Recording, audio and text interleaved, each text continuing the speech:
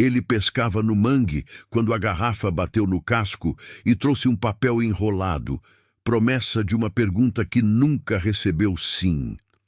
No ano de 2025, na vasta e intrincada Baía de São Marcos, em São Luís, Maranhão, a rotina de Oswaldo Teles era ditada pelas marés e pelo ritmo constante de seu barquinho de madeira. Todos os dias, antes mesmo de o sol tingir o horizonte com seus primeiros raios, Oswaldo já estava na água, lançando suas redes com a precisão de quem conhece cada curva do mangue e cada segredo do estuário. A atmosfera da baía era de uma paz quase palpável, quebrado apenas pelo suave chapinhar da água contra o casco do barco e pelo canto distante das aves marinhas. O cheiro salgado do mar misturava-se ao aroma terroso da vegetação densa, criando um ambiente de isolamento produtivo, onde Oswaldo Teles passava grande parte de seus dias. Oswaldo era um homem de poucas palavras, com a pele marcada pelo sol e pelo tempo, e o olhar que denotava uma profundidade de experiências e, por vezes, uma melancolia discreta. A ausência de seu melhor amigo, que partira no auge da juventude e nunca mais retornara, pesava em sua alma como uma âncora invisível. Essa lacuna em sua vida o impulsionava a um desejo intrínseco de resolver o que havia ficado atravessado, não apenas em sua própria história, mas também nas histórias de outras pessoas que, porventura, cruzassem seu caminho. Ele sentia que havia algo a ser reparado, um ciclo a ser fechado, e a vida no mangue, com sua quietude e sua constante renovação, era o cenário perfeito para essa reflexão silenciosa. Naquela manhã específica, enquanto Oswaldo manobrava seu barquinho com a destreza de sempre, um baque surdo e inesperado contra o casco de madeira interrompeu a tranquilidade de sua pescaria. O som era diferente do habitual. Não era o toque de um galho flutuante ou de um pedaço de detrito comum. Intrigado, Oswaldo direcionou seu olhar para o ponto de impacto. Flutuando ao lado do barco, semi-submersa e balançando suavemente com as ondas, estava uma garrafa escura. Sua forma era antiquada e uma rolha de cortiça, visivelmente desgastada pelo tempo e pela ação da água salgada, selava sua abertura. Com um movimento cuidadoso, Oswaldo estendeu a mão e recolheu o objeto. A garrafa era de um vidro grosso e escuro, coberta por uma fina camada de algas e incrustações que denunciavam sua longa jornada pelas águas. Ao trazê-la para dentro do barco, um cheiro peculiar de maresia antiga e mofo se fez presente, emanando do vidro e da rolha. Era um odor que falava de décadas, de um passado distante que subitamente emergia para o presente. Oswaldo a observou com uma mistura de surpresa e hesitação. Não era incomum encontrar objetos estranhos no mangue, mas a aparência daquela garrafa, sua cor escura e a rolha de cortiça intacta sugeriam algo mais significativo do que um simples descarte. Havia algo dentro, um papel enrolado, visível através do vidro escuro, que despertava uma curiosidade profunda no barqueiro. Aquele achado inesperado, vindo das profundezas da baía, prometia desvendar uma história que o tempo havia guardado. Ele pescava no mangue quando a garrafa bateu no casco e trouxe um papel enrolado. Promessa de uma pergunta que nunca recebeu sim. A garrafa escura, agora nas mãos de Oswaldo, revelava detalhes que, a princípio, estavam ocultos pela água e pela distância. Era um vidro robusto, de coloração âmbar quase opaca, com a superfície áspera ao toque, corroída em alguns pontos pela ação incessante da maresia e de pequenos organismos marinhos. A rolha de cortiça que a selava há tanto tempo estava escurecida, inchada e endurecida, parecendo mais uma extensão petrificada do próprio vidro do que um material orgânico. O cheiro de mofo e maresia que já se fazia presente, intensificou-se, um aroma que transportava consigo a essência de décadas submersas. Com a curiosidade atiçada e uma sensação de que aquele objeto carregava uma história significativa. Osvaldo manuseou a garrafa com o máximo cuidado. Remover a rolha de cortiça não foi uma tarefa simples. Ele precisou aplicar uma força calculada, girando-a lentamente, sentindo a resistência do material ressecado. Um leve estalo pôde ser ouvido quando a vedação finalmente cedeu, liberando um último sopro de ar aprisionado por 50 anos. O som, quase inaudível, marcou a quebra de um silêncio que durava meio século. Dentro da garrafa, o papel enrolado, antes apenas uma forma indistinta, agora se mostrava mais claramente. Estava amarelado, com algumas manchas que pareciam ser de umidade antiga, mas ainda intacto. Osvaldo, com a delicadeza de quem desvenda um segredo ancestral, inclinou a garrafa e, com a ponta dos dedos, extraiu o pequeno pergaminho. O papel era áspero e fino, com a textura de um material que havia resistido bravamente à passagem do tempo. Desdobrá-lo exigiu paciência, pois as dobras estavam rígidas e o material parecia frágil. Lentamente, uma caligrafia a lápis, um pouco desbotada, mas ainda legível, começou a se revelar. As letras eram miúdas, com um traço firme, mas a umidade e o tempo haviam tornado algumas palavras mais pálidas do que outras. A primeira coisa que saltou aos olhos de Osvaldo foi a data, escrita de forma inconfundível no canto superior. 07-04-1970. Um arrepio percorreu sua espinha. Aquele papel havia sido escrito há mais de 50 anos. A mensagem, embora concisa, carregava um peso emocional evidente. Ela falava de uma promessa, de uma pergunta que nunca recebeu sim. Não era uma pergunta explícita, mas a frase sugeria um pedido, uma proposta.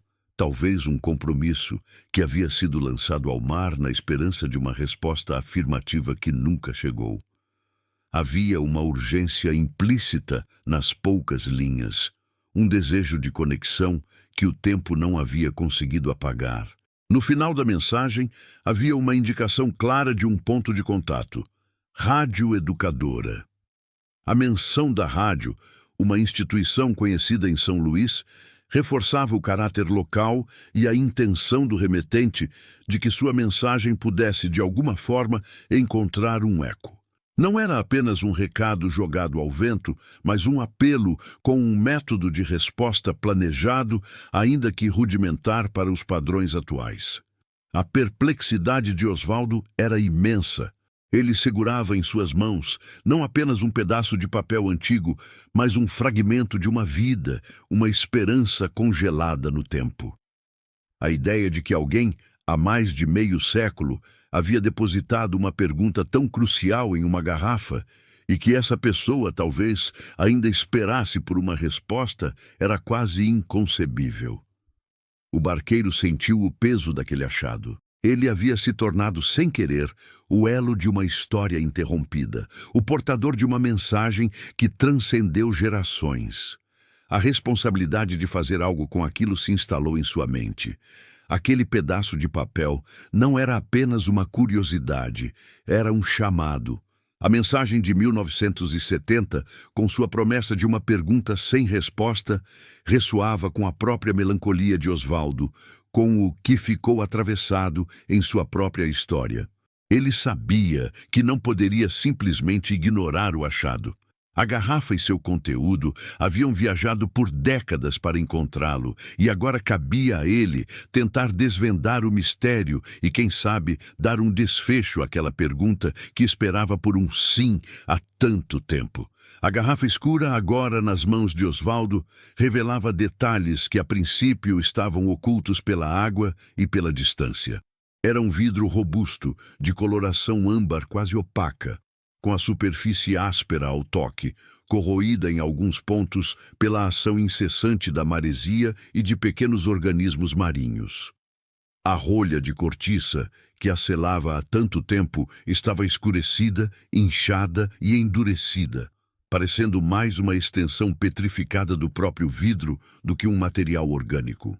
O cheiro de mofo e maresia, que já se fazia presente, intensificou-se, um aroma que transportava consigo a essência de décadas submersas.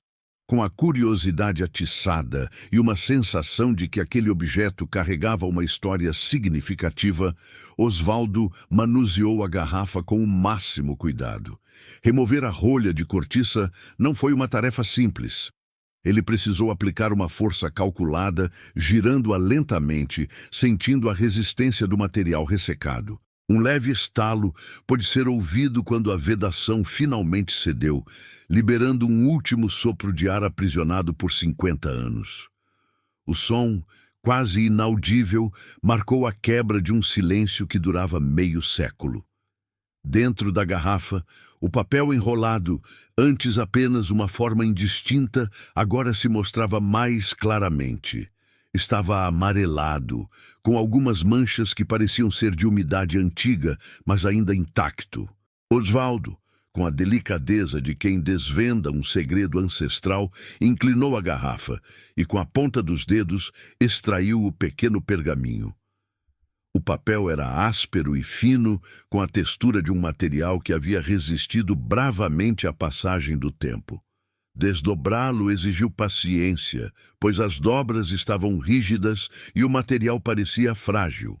Lentamente, uma caligrafia a lápis, um pouco desbotada, mas ainda legível, começou a se revelar. As letras eram miúdas, com um traço firme, mas a umidade e o tempo haviam tornado algumas palavras mais pálidas do que outras. A primeira coisa que saltou aos olhos de Osvaldo foi a data, escrita de forma inconfundível no canto superior. 07/04/1970. Um arrepio percorreu sua espinha. Aquele papel havia sido escrito há mais de 50 anos. A mensagem, embora concisa, carregava um peso emocional evidente. Ela falava de uma promessa de uma pergunta que nunca recebeu sim. Não era uma pergunta explícita, mas a frase sugeria um pedido, uma proposta, talvez um compromisso que havia sido lançado ao mar na esperança de uma resposta afirmativa que nunca chegou. Havia uma urgência implícita nas poucas linhas, um desejo de conexão que o tempo não havia conseguido apagar. No final da mensagem, havia uma indicação clara de um ponto de contato: Rádio Educadora. A menção da rádio, uma instituição conhecida em São Luís, reforçava o caráter local e a intenção do remetente de que sua mensagem pudesse, de alguma forma, encontrar um eco. Não era apenas um recado jogado ao vento, mas um apelo com um método de resposta planejado, ainda que rudimentar para os padrões atuais. A perplexidade de Osvaldo era imensa. Ele segurava em suas mãos não apenas um pedaço de papel antigo, mas um fragmento de uma vida, uma esperança congelada no tempo. A ideia de que alguém, há mais de meio século, havia depositado uma pergunta tão crucial em uma garrafa e que essa pessoa talvez ainda esperasse por uma resposta, era quase inconcebível. O barqueiro sentiu o peso daquele achado. Ele havia se tornado, sem querer, o elo de uma história interrompida, o portador de uma mensagem que transcendeu gerações. A responsabilidade de fazer algo com aquilo se instalou em sua mente. Aquele pedaço de papel não era apenas uma curiosidade, era um chamado. A mensagem de 1970, com sua promessa de uma pergunta sem resposta, ressoava com a própria melancolia de Osvaldo, com o que ficou atravessado em sua própria história. Ele sabia que não poderia simplesmente ignorar o achado. A garrafa e seu conteúdo haviam viajado por décadas para encontrá-lo, e agora cabia a ele tentar desvendar o mistério e, quem sabe, dar um desfecho àquela pergunta que esperava por um sim há tanto tempo. Impulsionado pela promessa não cumprida que a garrafa de 1970 revelava, Osvaldo Teles passou a noite refletindo sobre o inusitado achado.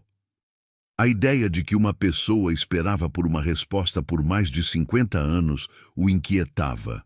Ele sentia que não era apenas um espectador, mas um participante inesperado em uma história que clamava por um desfecho. A menção explícita da radioeducadora no final da mensagem eliminava qualquer dúvida sobre qual seria seu primeiro passo. Na manhã seguinte, com a garrafa e seu precioso conteúdo cuidadosamente guardados, Osvaldo deixou seu barquinho e se dirigiu à cidade, rumo à emissora. O trajeto do mangue para o centro de São Luís era uma transição do silêncio contemplativo para o burburinho urbano, e Osvaldo sentia o peso da responsabilidade em cada passo. Ele sabia que a rádio, por sua natureza comunitária, era o lugar ideal para dar voz a uma história tão singular. Ao chegar à rádio educadora, Osvaldo encontrou um ambiente vibrante, mas acolhedor, diferente da formalidade das grandes emissoras. Lá conheceu Cissa, a produtora responsável por muitos dos programas locais. Cissa era uma figura dinâmica e curiosa, com uma energia contagiante e um olhar atento para as histórias que a cidade e seus moradores tinham a contar. Ela era conhecida por sua capacidade de transformar eventos cotidianos em narrativas cativantes para os ouvintes. Quando Osvaldo, com sua habitual discrição, apresentou a garrafa escura e o papel amarelado, Cissa demonstrou uma mistura inicial de ceticismo e fascínio. A princípio, a história de uma mensagem de meio século parecia improvável, mas ao ver a garrafa e ler a data e o conteúdo, seu interesse se transformou em um genuíno encanto pela história. A natureza da radioeducadora como uma rádio comunitária significava que ela estava profundamente enraizada na vida local, servindo como um elo entre os moradores e suas experiências.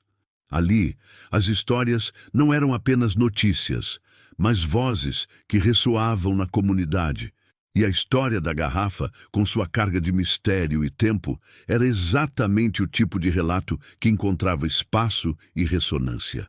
Cissa, com o entusiasmo característico de quem descobre um tesouro, decidiu que a mensagem da garrafa deveria ser compartilhada com os ouvintes. Ela rapidamente organizou um espaço em um dos programas de maior audiência da rádio que se dedicava a curiosidades e histórias locais. No final da tarde, a voz de Cissa ecoou pelos lares de São Luís. Com clareza e objetividade, ela anunciou a inusitada mensagem encontrada por Osvaldo Teles. Descreveu a garrafa escura, a rolha de cortiça envelhecida e o cheiro de maresia e mofo que a acompanhava. Em seguida, revelou a data, 07/04/1970, e leu o conteúdo da mensagem. Uma promessa de uma pergunta que nunca recebeu sim. Cissa explicou que o remetente havia indicado a própria radioeducadora como ponto de contato 50 anos antes. Ela fez um apelo direto aos ouvintes. Se alguém reconhecesse a caligrafia, a história ou tivesse qualquer informação sobre a mensagem ou seu remetente, que entrasse em contato com a rádio. A esperança era que, ao dar voz a essa história esquecida, a comunidade pudesse, de alguma forma, ajudar a desvendar o mistério e talvez finalmente dar uma resposta àquela pergunta que esperava por um sim há tanto tempo. O anúncio da garrafa do tempo transformou-se no assunto da cidade, mobilizando a memória coletiva de São Luís. O anúncio feito por Cissa na rádio educadora reverberou por toda São Luís de forma imediata e profunda. A história da garrafa, com sua mensagem de meio século e a promessa de uma pergunta sem resposta, tocou a memória coletiva da cidade. O telefone da rádio começou a tocar com maior frequência e mensagens chegavam através das redes sociais da emissora, cada uma carregando uma ponta de lembrança ou uma sugestão de quem poderia ser o remetente. O inusitado do achado e a carga emocional da mensagem mobilizaram os ouvintes, transformando a busca por Arthur em um esforço comunitário. Entre os muitos que acompanhavam a programação da rádio educadora estava Dona Elvira, uma professora aposentada, conhecida em seu bairro pela lucidez e pela vasta memória. Dona Elvira tinha o hábito de ouvir a rádio enquanto cuidava de suas plantas ou preparava o almoço. Naquela tarde, enquanto a voz de Cissa descrevia a caligrafia a lápis da mensagem, algo despertou uma memória adormecida em Dona Elvira. Ela havia dedicado décadas ao ensino, e a caligrafia de seus alunos, cada uma com suas particularidades, era algo que ela guardava com carinho e precisão. A descrição da letra miúda e do traço firme, ainda que um pouco desbotado, acendeu uma luz em sua mente. A imagem de um de seus antigos alunos, um menino chamado Arthur, veio à tona. Arthur havia sido um de seus alunos mais dedicados na década de 1960, um jovem inteligente e com uma caligrafia distinta que Dona Elvira sempre elogiava. Ela se recordava de como ele caprichava nas letras, com uma inclinação particular e um jeito único de formar certas vogais. A emoção tomou conta de Dona Elvira ao perceber a possível conexão. Ela sentiu uma urgência em compartilhar sua lembrança. Com as mãos trêmulas, mas a mente clara, ela discou o número da rádio. Ao falar com Cissa, Dona Elvira expressou sua convicção.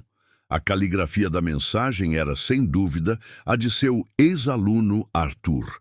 Ela forneceu detalhes sobre a personalidade do rapaz, sua paixão pelo mar e algumas peculiaridades que só uma professora atenta poderia lembrar, reforçando a autenticidade de sua recordação. Pouco tempo depois do testemunho de Dona Elvira, outra ligação importante chegou à rádio educadora. Romeu, um homem já idoso, que havia passado a juventude trabalhando na marinharia em São Luís, entrou em contato. Ele havia ouvido o anúncio da garrafa através de um vizinho e, ao ouvir o nome Arthur, sentiu um aperto no peito. Romeu e Arthur haviam sido colegas de marinharia na juventude, compartilhando turnos, sonhos e a dura realidade do trabalho no mar. Eles eram próximos, e Romeu guardava muitas lembranças daquele período. Ao falar com Cissa, Romeu confirmou que Arthur, seu amigo de longa data, havia de fato partido de São Luís. Ele relatou que Arthur havia decidido tentar a vida no Acre, em busca de novas oportunidades, e nunca mais havia retornado.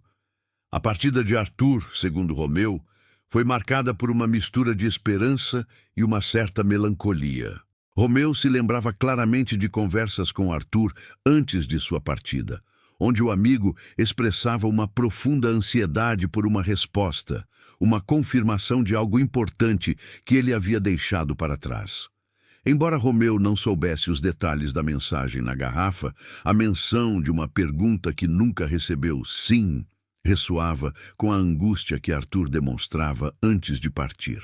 A informação de Romeu era crucial, pois não apenas confirmava a identidade do remetente, mas também fornecia a primeira pista sobre seu paradeiro após deixar São Luís.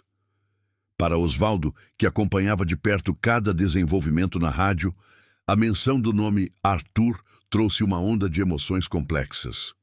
O nome ressoava em sua memória com uma força avassaladora. Arthur era o nome de seu melhor amigo de infância, aquele que partira no auge da juventude e cuja ausência havia deixado uma lacuna em sua vida.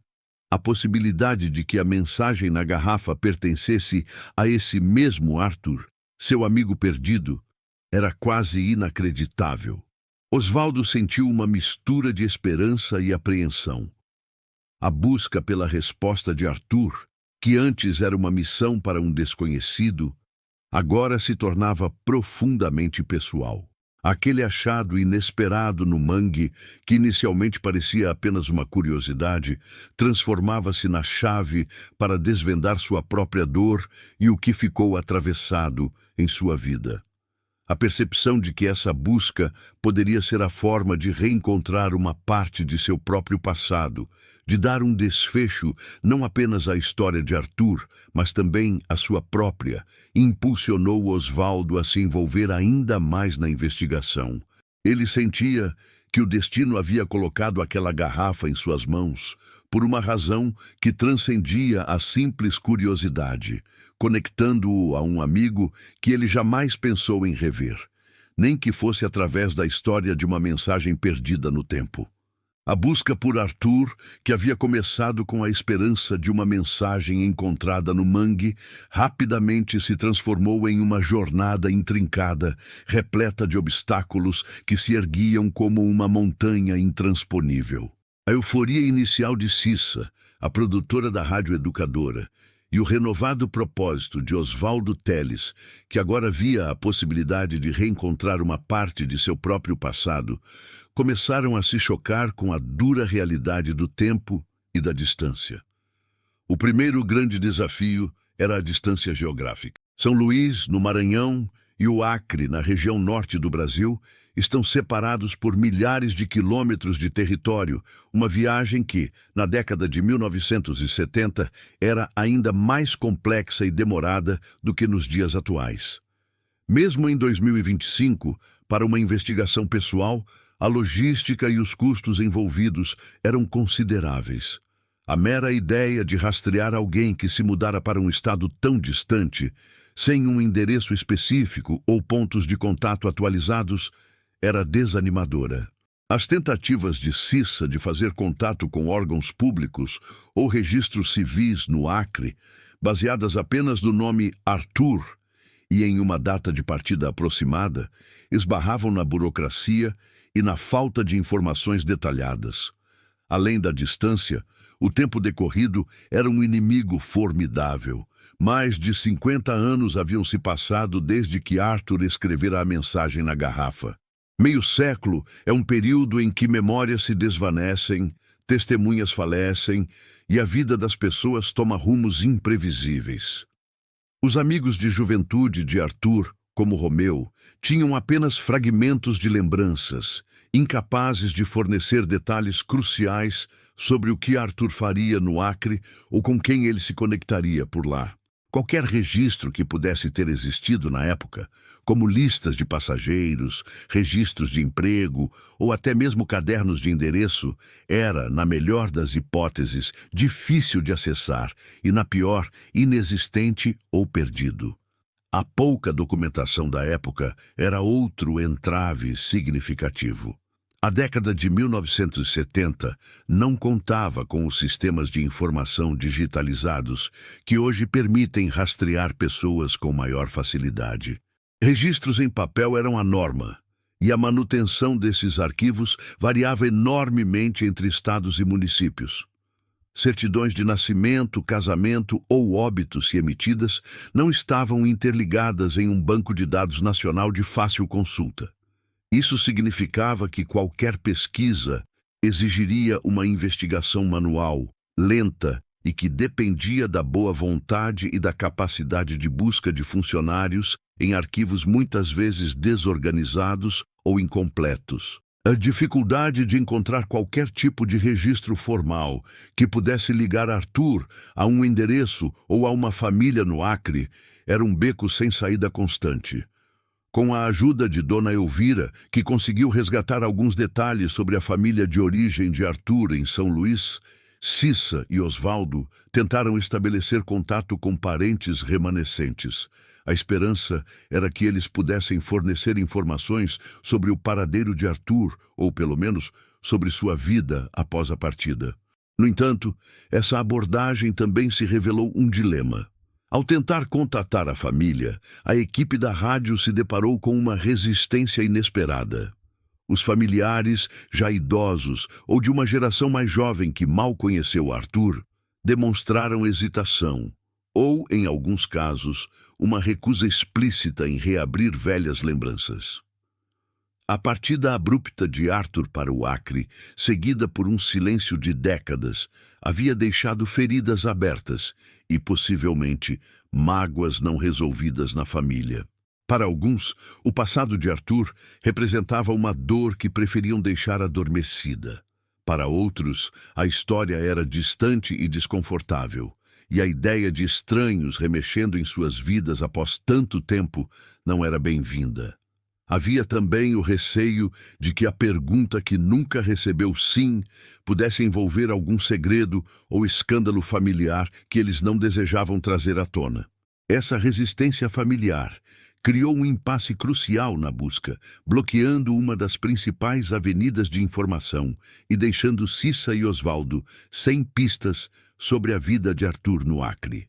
A cada tentativa frustrada, a desilusão crescia. Osvaldo, que havia depositado uma nova esperança naquele achado, sentia a frustração se instalar. A possibilidade de que seu amigo Arthur pudesse ter tido uma vida inteira de espera por uma resposta e que ele, Osvaldo, fosse incapaz de fornecê-la, pesava em sua consciência. Cissa, por sua vez, sentia o peso da responsabilidade de uma história que havia mobilizado a comunidade, mas que agora parecia fadada a um final inconclusivo. Os becos sem saída eram numerosos. Ligações para o Acre que não levavam a lugar nenhum, pesquisas em arquivos antigos que revelavam apenas lacunas e entrevistas com antigos colegas que não adicionavam informações substanciais. A equipe da rádio e Osvaldo, antes cheios de entusiasmo, agora se viam diante de um cenário desanimador. O medo de que a verdade de Arthur permanecesse para sempre no passado, uma pergunta sem resposta ecoando através do tempo, era palpável.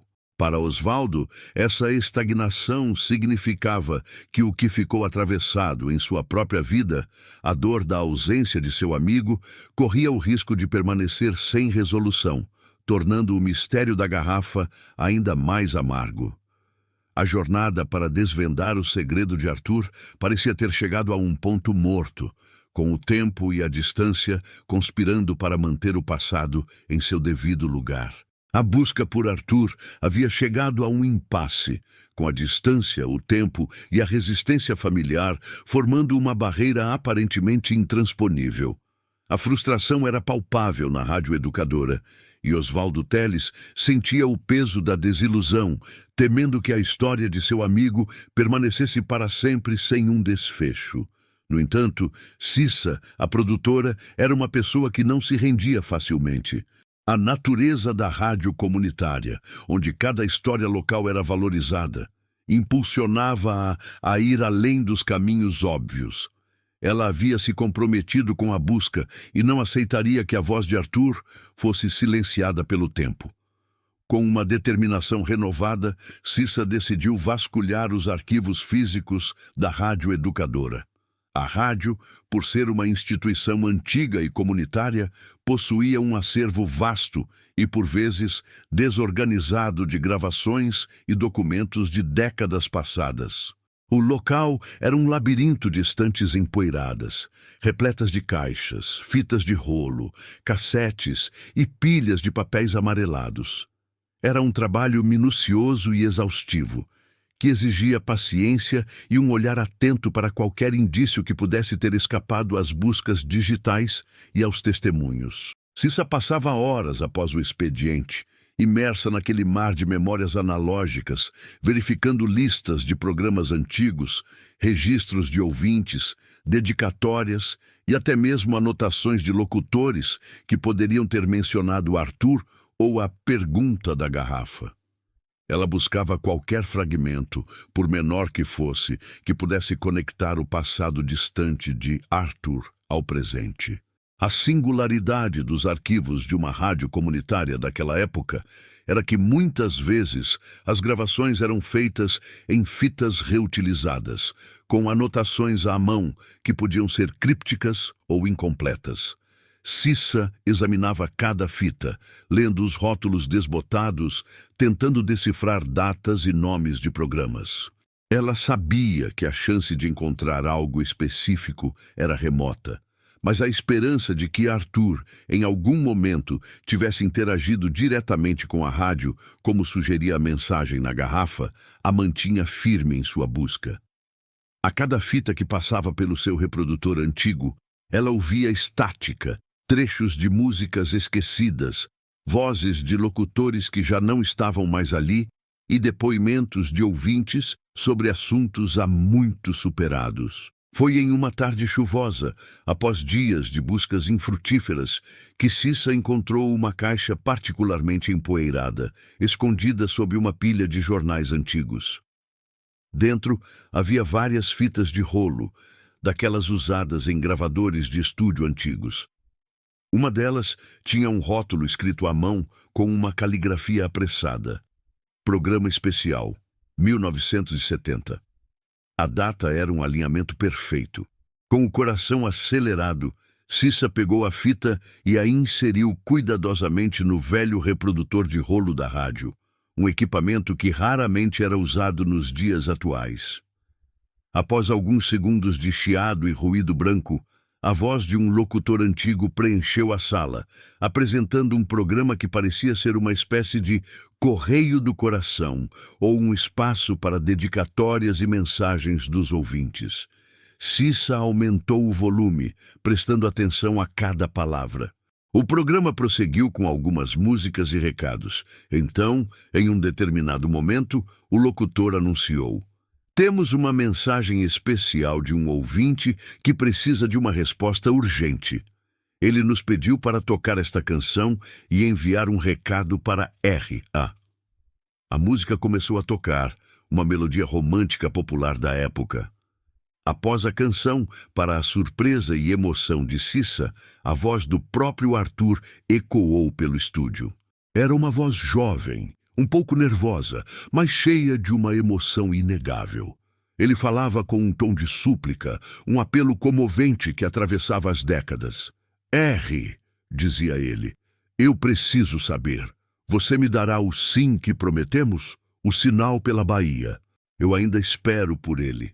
Por favor, me dê uma resposta."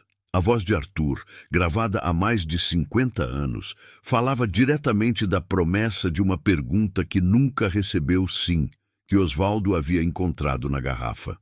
A menção do sinal pela Bahia era a confirmação mais clara de que aquela era a voz do remetente da mensagem. Cissa chamou Osvaldo imediatamente. Ao ouvir a voz de seu amigo de infância ecoando através do tempo, Osvaldo ficou paralisado. A voz de Arthur, embora mais jovem do que ele se lembrava, era inconfundível. A emoção o invadiu, uma mistura de choque, alegria e uma profunda tristeza pela longa espera de seu amigo. As palavras de Arthur na gravação, pedindo uma resposta de R e mencionando o sinal pela Bahia, ligaram todas as pontas soltas. A pergunta que nunca recebeu sim na garrafa era de fato o apelo de Arthur à sua namorada. O sinal pela Bahia era a promessa que ele esperava que ela enviasse.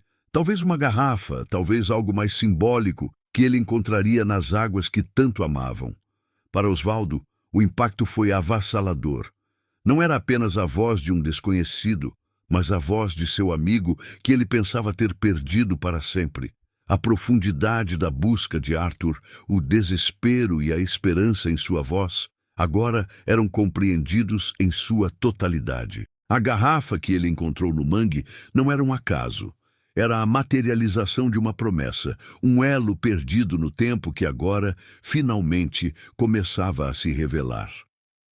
A busca pela identidade de R e pelo desfecho da história de Arthur ganhava um novo e urgente significado, impulsionado pela voz do passado que clamava por uma resposta.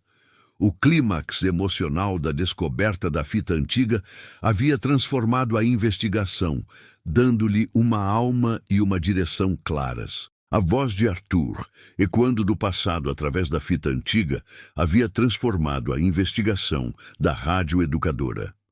A menção de R e do sinal pela Bahia forneceu a Cissa, a produtora da rádio, uma nova e crucial pista. Com a gravação em mãos, Cissa lançou um novo apelo aos ouvintes, desta vez com um foco específico, a identidade de R, a namorada de Arthur, e qualquer informação sobre o sinal pela Bahia que eles haviam prometido. A história da garrafa e da fita já havia cativado a comunidade de São Luís, e o novo pedido de Cissa gerou uma onda de solidariedade e memória coletiva, com muitas pessoas remexendo em suas próprias lembranças daquela época. As ligações e mensagens começaram a chegar novamente à rádio, com mais frequência e detalhes. Muitos ouvintes, especialmente os mais velhos, Recordavam-se de casais de namorados que costumavam passear pelo mangue e pela baía, trocando promessas e símbolos de amor. Dona Elvira, a professora aposentada que havia reconhecido a caligrafia de Arthur, foi novamente uma peça fundamental na busca. Ela se recordava de uma aluna em particular, chamada Rita, que era muito próxima de Arthur na época e que demonstrava um carinho especial pelo mangue e pelas águas da baía. Dona Elvira, com sua memória prodigiosa para os detalhes de seus ex-alunos, conseguiu resgatar o sobrenome de Rita e algumas informações sobre sua família de origem em São Luís. Cruzando essas informações com os registros da rádio e com o auxílio de ouvintes que se recordavam de Rita e de seu relacionamento com Arthur, Cissa conseguiu um avanço significativo. Um antigo vizinho de Dona Elvira, que havia morado no mesmo bairro de Arthur e Rita na década de 1970, lembrou-se de que a família de Rita havia se mudado para Belém, no Pará, alguns anos depois da partida de Arthur para o Acre. Essa informação era um elo vital, pois direcionava a busca para uma nova localização geográfica. Com essa nova informação, Cissa iniciou uma busca por Rita em Belém. A tarefa ainda era desafiadora, pois 50 anos haviam se passado, e a vida das pessoas muda drasticamente em meio século. No entanto, a combinação do nome completo de Rita, a cidade de destino e a rede de contatos da Rádio Educadora, que se estendia a emissoras parceiras no Pará, finalmente trouxe resultados. Após dias de ligações para órgãos de registro civil e pesquisas em bancos de dados públicos mais recentes, Cissa conseguiu localizar um endereço e um número de telefone que, com grande probabilidade, pertenciam a Rita. A ligação foi feita com cautela, com Cissa preparando-se para qualquer tipo de reação. Do outro lado da linha, uma voz idosa, mas com um tom de surpresa e curiosidade, atendeu. Cissa se apresentou e explicou o motivo do contato. Uma mensagem de meio século, uma garrafa encontrada e um nome: Arthur. A princípio, Rita demonstrou uma hesitação compreensível. A menção de Arthur e de uma mensagem de tanto tempo atrás a pegou de surpresa e a deixou momentaneamente sem palavras. Ela vivia uma vida tranquila em Belém, com sua própria família e memórias que, embora presentes, não eram frequentemente revisitadas. No entanto, à medida que Cissa detalhava a história da garrafa, a data exata, a menção da Rádio Educadora e, finalmente, o apelo comovente de Arthur na fita antiga, Rita começou a se emocionar. A voz do passado, que ela pensava ter esquecido e que havia se calado por tantos anos, ressoava agora em sua mente, trazendo à tona sentimentos há muito adormecidos. Ela, com a voz embargada, confirmou ser a R da mensagem. Rita explicou a Cissa que na juventude ela e Arthur haviam feito uma promessa secreta. Se ele precisasse partir de São Luís, ela enviaria um sinal pela Bahia, com sua resposta ao seu pedido de compromisso. A ideia era que ele, pescador e amante do mar, encontraria essa resposta nas águas que tanto amavam. No entanto, a partida de Arthur foi mais rápida e inesperada do que o planejado. Rita, ainda jovem, confusa com a situação e sem saber como agir diante da urgência da partida dele, não conseguiu enviar o sinal a tempo. Ela se arrependeu profundamente de não ter respondido, mas a vida seguiu seu curso, e a distância e o tempo fizeram com que a esperança de Arthur se perdesse nas águas da Bahia e, posteriormente, no esquecimento. Apesar de todos esses anos, Rita guardava um objeto que simbolizava aquela promessa não cumprida e o amor de sua juventude. Em uma pequena caixa de madeira, entre outros pertences antigos e cartas de família, ela mantinha um cartão artesanal, já amarelado e com as bordas desgastadas pelo tempo. Nele havia um desenho feito a lápis, um barquinho de madeira navegando em um mangue, com o sol se pondo no horizonte. Era o desenho que Arthur havia feito para ela, simbolizando o lugar onde se encontravam e a promessa de um futuro juntos. A singularidade desse cartão, com o desenho do mangue, era uma prova silenciosa de que, apesar do tempo e da distância, a memória daquele amor e daquela promessa nunca havia sido completamente apagada de sua mente e coração. O cartão era a representação física do sinal pela Bahia que Arthur esperava. Um sinal que, por circunstâncias da vida, nunca foi enviado. Ao ser confrontada com a voz de Arthur, vinda da fita antiga, e com a garrafa que ele havia lançado ao mar, Rita sentiu uma mistura avassaladora de emoções. Remorso profundo por não ter respondido, nostalgia pela juventude perdida e um amor que, embora adormecido por décadas, ainda pulsava em seu coração. Ela expressou o desejo de, finalmente, dar a Arthur a resposta que ele esperava por meio século. Com as mãos trêmulas e o coração apertado pela carga emocional do momento, Rita pegou papel e caneta em sua casa em Belém. Ali, ela escreveu a carta que Arthur havia esperado por 50 anos. Não era apenas uma carta, era um desabafo, uma explicação para o silêncio e, acima de tudo, a tão esperada resposta. Ela escreveu sobre o que sentiu na época da partida dele, sobre o arrependimento de não ter enviado o sinal, sobre as voltas que a vida deu para ambos e, finalmente, sobre o sim que ele esperava. A carta era cheia de emoção, remorso e a reafirmação de um amor que o tempo, embora tenha testado, não conseguiu apagar por completo. A escrita era mais madura, mas a essência das palavras trazia de volta a jovem Rita que amava Arthur. A carta foi enviada à Rádio Educadora em São Luís. Quando Cissa a recebeu, sentiu o peso daquele pedaço de papel nas mãos, sabendo que ele carregava o desfecho de uma história que parecia perdida. Ela e Osvaldo leram as palavras de Rita, e a emoção tomou conta de ambos. Para Cissa, era a conclusão de uma busca que parecia impossível, um triunfo da persistência. Para Osvaldo, era a voz de um passado que ele pensava estar perdido para sempre, finalmente encontrando sua contraparte.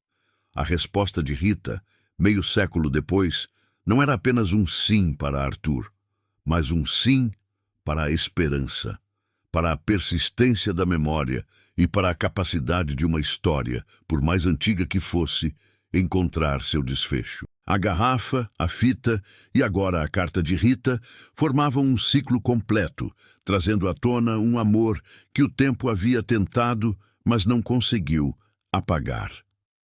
A voz de Arthur, ecoando do passado através da fita antiga, e a carta de Rita, escrita meio século depois, trouxeram um desfecho emocionalmente complexo à história.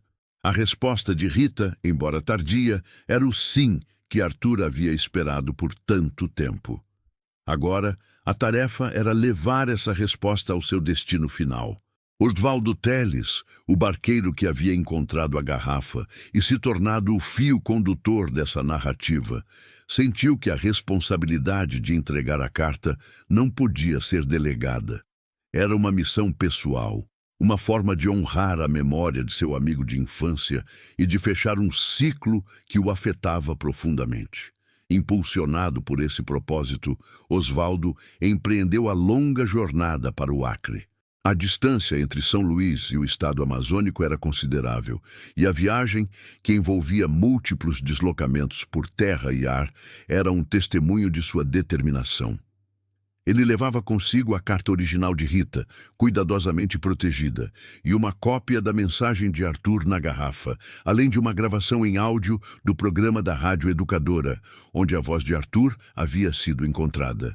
Cissa, a produtora da rádio, havia auxiliado na localização do filho de Arthur no Acre. Após intensas pesquisas e contatos com redes sociais e registros públicos, ela conseguiu identificar e localizar um homem chamado Lucas, que pelas datas e informações de Dona Elvira e Romeu, era o filho de Arthur. Lucas havia crescido sem conhecer os detalhes da partida de seu pai de São Luís e sem compreender a razão de seu silêncio sobre o passado. A família de Arthur no Acre sabia pouco sobre sua vida anterior no Maranhão, e ele próprio raramente falava sobre o assunto, mantendo um véu de mistério sobre sua juventude. O encontro entre Osvaldo e Lucas, o filho de Arthur, ocorreu em uma pequena cidade no interior do Acre. Lucas, um homem de meia idade, recebeu Osvaldo com uma mistura de curiosidade e ceticismo. A história de um barqueiro de São Luís, que vinha de tão longe para falar de seu pai, parecia, à primeira vista, inverossímil. Osvaldo, com sua habitual calma, começou a narrar a extraordinária sequência de eventos: a garrafa encontrada no mangue da Baía de São Marcos, a mensagem datada de 1970, a busca na rádio educadora, o reconhecimento da caligrafia de Arthur por Dona Elvira, o testemunho de Romeu sobre a partida de seu pai para o Acre e a descoberta da fita antiga com a voz de Arthur. À medida que Osvaldo falava, a expressão de Lucas mudava. O ceticismo deu lugar à surpresa, depois à emoção. Osvaldo então apresentou as provas: a cópia da mensagem de Arthur, a gravação da voz de seu pai pedindo uma resposta de R, e finalmente a carta de Rita. Lucas pegou a carta com as mãos trêmulas. Ao ler as palavras de Rita, as lágrimas escorreram por seu rosto. Ele nunca havia compreendido completamente o peso da partida de seu pai, nem o silêncio que o cercava. A carta revelava uma parte da vida de Arthur que ele jamais conhecera, uma história de amor, promessas e uma espera que durou uma vida. A emoção do filho, ao finalmente compreender a profundidade do sentimento de seu pai e o motivo de sua partida, foi um momento de profunda catarse, não apenas para Lucas, mas também para Osvaldo, que testemunhava o desfecho de uma busca que havia se tornado tão pessoal. A carta de Rita não era apenas uma resposta, mas um elo perdido que conectava gerações e trazia uma clareza tardia a uma vida inteira de perguntas. Com a missão cumprida no Acre, Osvaldo empreendeu o caminho de volta para São Luís. A viagem de retorno foi diferente da ida. Havia uma sensação de leveza e conclusão. Ele havia sido o mensageiro de uma história que desafiou o tempo, e agora a verdade havia sido entregue. De volta à Baía de São Marcos, no cais onde sua rotina se iniciava todos os dias, Osvaldo realizou um ato simbólico. Ele segurava a garrafa escura, agora vazia, que havia sido o ponto de partida de toda a jornada. A garrafa, que antes continha uma pergunta sem resposta, agora representava uma cápsula de reconciliação com o tempo. Com um movimento suave e deliberado, Osvaldo a deixou flutuar nas águas calmas da baía, perto de seu barquinho de madeira. O objeto, que havia viajado por décadas para encontrar uma resposta, retornava ao seu elemento, agora como um símbolo de um ciclo que havia se fechado. O ato não era apenas para Arthur e Rita, era também para Osvaldo, que finalmente sentia que o que ficou atravessado em sua própria vida, a ausência de seu amigo, havia encontrado uma forma de resolução.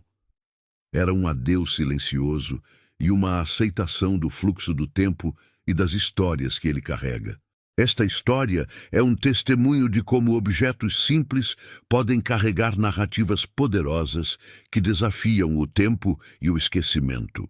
A rádio comunitária, com sua capacidade de dar voz às histórias locais, a fita de um programa antigo que guardava uma súplica de meio século, o desenho do mangue em um cartão que simbolizava uma promessa, e o barquinho de madeira de Osvaldo que navegava entre o passado e o presente. Todas essas singularidades se uniram para desvendar um mistério e trazer um desfecho a um amor que o tempo não conseguiu apagar. A jornada de uma garrafa no mar se transformou em uma poderosa lição sobre a persistência da memória e a busca incessante por respostas. Se esta história tocou você, conte nos comentários de que cidade você está falando e inscreva-se para acompanhar nossos relatos diários.